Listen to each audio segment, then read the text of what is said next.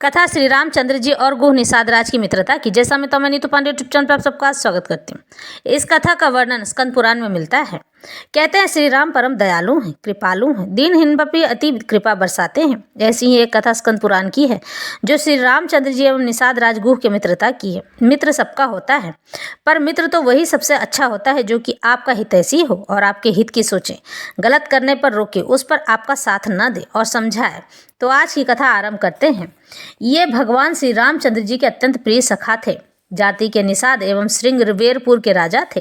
शिव पुराण में इनके पूर्व जन्म का प्रसंग प्राप्त होता है। कथा इस प्रकार से है। एक जंगल में गुरु द्रुह नाम का एक भील रहा करता था। जीवों की हिंसा करना उसका सहज कर्म बन गया था। उसी से वह परिवार का पालन पोषण किया करता था। महाशिवरात्रि का दिन था।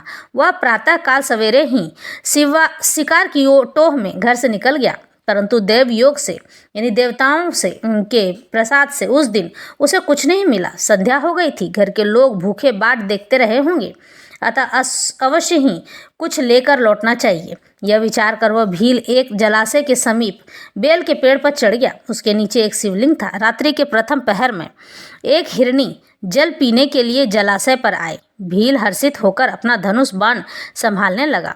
इसी में उसके शरीर के हिलने से कंधे पर लटकती हुई जल भरी तुम्बी से यानी कि उसके पानी पीने वाले बर्तन से कुछ जल छलक कर शीर्ष शिवलिंग पर जा गिरा तथा धनुष बाण के संचालन से बेलपत्र भी टूटकर शिवलिंग पर जा पड़ा। इस अचानक संपादित हुए सुकृत से उस भील का बहुत सा पाप तत्काल ही नष्ट हो गया।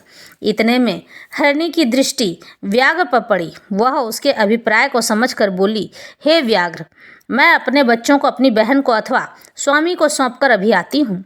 फिर तुम मुझे मारकर अपनी उदर पूर्ति कर लेना, यानी पेट भर लेना। मैं शपथ पूर्वक कहती हूँ, कसम खाकर कहती हूँ, मेरे वचनों का विश्वास करो। अकस्मात संपन्न निर्वाचन के पुण्य प्रभाव से व्याघ्र ने भी यानी कि बाघ ने भी दया करके उस हिरणी को छोड़ दिया। थोड़ी देर बाद उसी हिरणी की बहन दूसरी हिरणी वहीं जल पीने के लिए आई।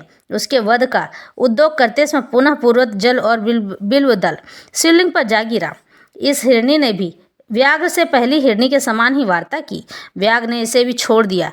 इतने में एक हष्टपुष्ट हिरण जलाशय की ओर आता हुआ दिखाई पड़ा। पुनः उसके भी बधोधोक से सहज निर्वाचन संपन्न हो गया, यानी कि ईश्वर ने उसके सभी पापों को क्षमा कर दिया।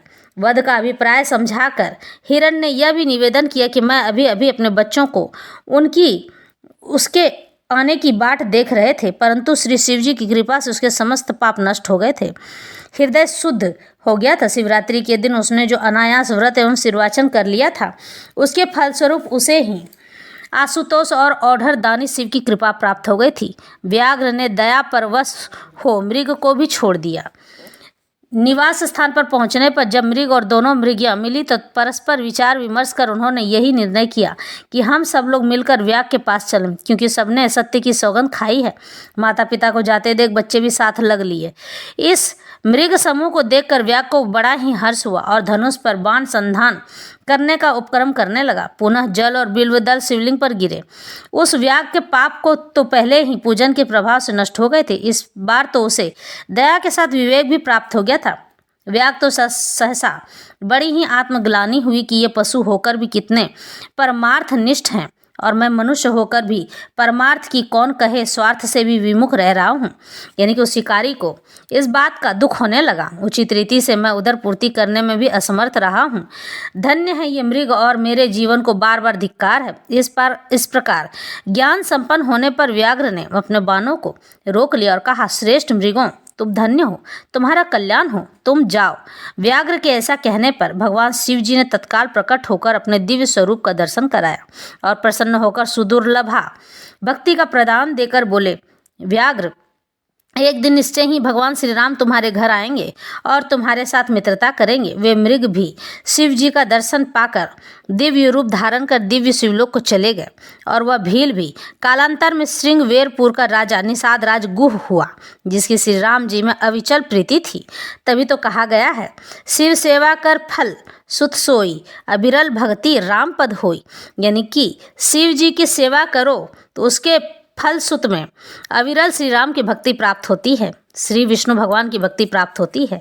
निषाद राज गुह और श्री राम जी के प्रथम मिलन की बड़ी मधुर कथा संत महानुभाव इस प्रकार वर्णन करते हैं। निषाद राज के पिता से और चक्रवर्ती महाराजा धीराज श्री दशरथ जी से बड़ी मित्रता थी। वे समय समय पर श्री अयोध्या आया करते थे। जिस समय श्री दशरथ जी के यहाँ प्रभु का प्रादुर्भाव हुआ था, श्री रामचंद्र जी का जन्म हुआ था, उस समय वे अत्यंत वृद्ध हो चुके थे। लाल को बधाई लेकर तो वे स्वयं आए थे और चारों कुमारों का दर्शन कर परम सुख पाए थे, परंतु एक तो स्वयं जराग्रस्त थे, दूसरे बालक गुह नित्य अयोध्या के लिए मचलता रहता था। और जब से उसने श्री राम की शोभा का वर्णन सुना था, तब से तो वह श्री अयोध्या जाकर भ्राताओं सहित श्री राम का दर्शन करने के लिए विशेष उत्कंठित रहने लगा था। आजकल करते करते 5 वर्ष बीत गए। गुह अब बड़ा हो गया था और उधर राजकुमार भी अवध की गलियों में विविध विनोद करते हुए विरहने लगे थे। तब एक दिन वृद्ध पिता ने गुह श्री अयोध्या जाने की आज्ञा दे दी। गुह के हर्ष का परावार नहीं था।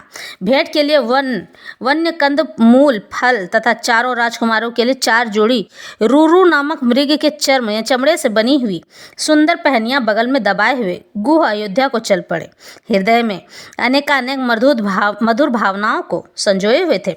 पिताजी के द्वारा सुने हुए राजकुमारों के सौंदर्य माधुर्य का अनुचिंतन करते हुए गुह श्री अवध में आ पहुंचा। मन में विचार आया, प्रथम सरयू स्नान कर लूं, फिर दरबार में चलूं। अतः श्री सरयू तट पर उपहार की पोटली रखकर स्नान करने लगा। तब तक क्या देखते हैं कि 4 बालक उपहार पोटली खोल रहे हैं। बालक बड़े सुधर थे, देखते ही मन मोह गया। अतः ऊपर से तो उन्हें मना करते हैं, परंतु भीतर से यह हो रहा है कि खोल लो, ले लो, पहन लो, मैं तो आपके लिए ही लाया हूँ। हुआ भी ऐसा ही। गुह मना करते ही रहे। बालकों ने पोटली खोल ली, पहनियां पहन ली और केले के फल लेकर खाते हुए सरजू तट पर विहरने लगे, घूमने लगे। गुह नाराज भी हो रहा था और प्रसन्न भी। स्नान कर बाहर निकला, वस्त्र बदलकर बालकों के समीप पहुंचा। कुछ रीझ से, कुछ खीज से पूछा, आप लोग किसके बालक हैं? आप लोगों को मालूम नहीं है, मैं यह उपहार चक्रवर्ती महाराज कुमारों के लिए लाया था। बालक मधुर मुस्कान पूर्वक बोल पड़े, ओहो, तब तो हमारे लिए ही था ना? गुह ने पूछा, तो क्या महाराज श्री दशरथ जी के राजकुमार आप ही हैं? बालकों के उत्तर देने के पूर्व ही गुह का हृदय बोल पड़ा, गुह, सचमुच महाराज श्री दशरथ राजकुमार ये ही हैं। तुम्हारे परमाराध्य प्रिय सखा यही हैं, तुम्हारे जीवन धन प्राण सर्वस्व यही हैं। गुह के हृदय के कथन का ही समर्थन बालकों ने भी किया। वे बोले, सखा, महाराजकुमार हम ही हैं। गुह की आंखें सजल हो गई, हाथ जुट गए, शीश झुक गया। चरणों पर गिरने के पूर्व ही राजकुमारों ने हाथों से थाम लिया। श्री राम लक्ष्मण ने दाहिना हाथ पकड़ लिया, श्री भरत शत्रुघ्न ने बायां हाथ पकड़ा और लिवा ले चले अपने मित्र को महल की ओर। गुह गदगद है। कृपा को विचार कर श्री चक्रवर्ती जी चकित रह गए। सख्य प्रेम को देखकर राजकुमारों ने पिताजी को प्रणाम किया। गुह ने भी सुअश्रु नयन पुलकित नयन विहल वाणी से हाथ जोड़कर अभिवादन किया। महाराज दशरथ को प्रणाम किया। श्री राम लला ने अपने नए सखा का परिचय दिया। श्री दशरथ जी ने जैसे अपने पुत्रों को हृदय से लगाया, वैसे ही गुह को भी हृदय से लगा लिया। श्री दशरथ जी ने देखा राम बड़े प्रसन्न हैं अपने इस सखा से, और सखा ने भी तन मन प्राण न्यौछावर कर दिया है। उनके ऊपर महाराज ने रोक लिया। गुह को श्री अयोध्या में बहाना यह बनाया कि तुम यहाँ रहकर मेरे पुत्रों को धनुर्विद्या का अभ्यास कराते रहो, वन में शिकार खेलना सिखाया करो। गुह के लिए तो मानो जन्म रंक जनु पारस पावा, यानी इस जन्म में रंक हुआ लेकिन पारस पा गया। सत्योपाख्यान ग्रंथ में विस्तार से राजकुमारों को गुह के साथ वन क्रीड़ा प्रसंग का वर्णन किया गया है। यथा एक बार श्री रामचंद्र जी ने अनुज और सखाओं से कहा कि आज वन में जो प्रथम शिकार सामने आएगा उस पर सरसंधान मैं करूंगा। यदि दूसरा कोई वार करेगा तो मैं उससे पिताजी से कहकर दंड दिलवाऊंगा। सब लोग सजग हो गए। संयोग की बात वन में पहुंचते ही एक सिंह सामने आ डटा। लोग जहां के तहां खड़े हो गए। श्री राम सरसंधान में विलंब कर रहे थे। सिंह ऊपर टूटने ही वाला था। अनुज एवं अन्य सखा श्री रामाज्ञा का पालन करते हुए अपने स्थान पर ही थे। गुह ने अपना कर्तव्य निश्चित कर लिया। जो भी दंड मिले मैं सह लूंगा, परंतु मेरी आंख के सामने सिंह के द्वारा कोई अनिष्ट मुझे सहन नहीं होगा। इन्होंने तत्काल एक सांग चलाई, तीर चलाया, निशाना सही बैठा, सिंह मारा गया। श्री राम के हृदय में भक्त वत्सला उमड़ रही थी। अन्य सशंक हो रहे थे। इन्होंने श्री राम की आज्ञा का उल्लंघन किया, पता नहीं कौन सा दंड मिलेगा। निषाद गुह परम प्रसन्न हो रहा था अपने मित्र को सकुशल देखकर। लोग वन विहार कर घर लौट आए। सबने देखा श्री राम के श्रीमुख से गुह का गुणगान सुनकर श्री चक्रवर्ती महाराज दशरथ जी अपने हाथ का आभूषण गुह के हाथ में पहना रहे हैं, हृदय से लगा रहे हैं तथा तुरंत ही श्रृंग वेरपुर के राजा होने की घोषणा कर देते हैं। तो इस पर यह प्रसंग आता है, एक बार शिकार को राम गए वन में, तब आय के सिंह अड़ा, भरतादिक संग सखा सकुचे सुनी के, रघुनाथ के 100 बढ़ा, समिया पर सेवक ढीठ न, जानी निषाद झपट के सांग जड़ा, श्रृंगवेर को राज बकस, दिए पहिराए दियो निज हाथ कड़ा।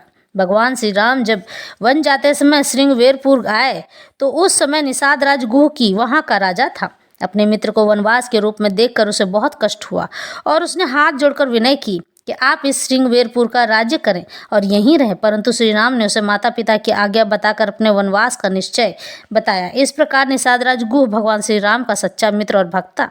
श्री राम के प्रति उसकी इतनी निष्ठा थी कि भरत को सेना सहित आते देखकर वह उनसे युद्ध के लिए तैयार हो गया, परंतु जब उसे भरत जी के आंतरिक भाव का पता चला तो उनका श्री राम जैसा ही स्वागत किया। धन्य है निषाद राज गुह और धन्य है उसकी सशक्त भक्ति। वनवास की लीला समाप्त करके 14 वर्षों के बाद पुष्पक विमान पर बैठकर जब श्री रघुनाथ जी आए, तब आपके साथी भीलों ने कहा कि प्रभु पधारे हैं, उनका दर्शन कीजिए।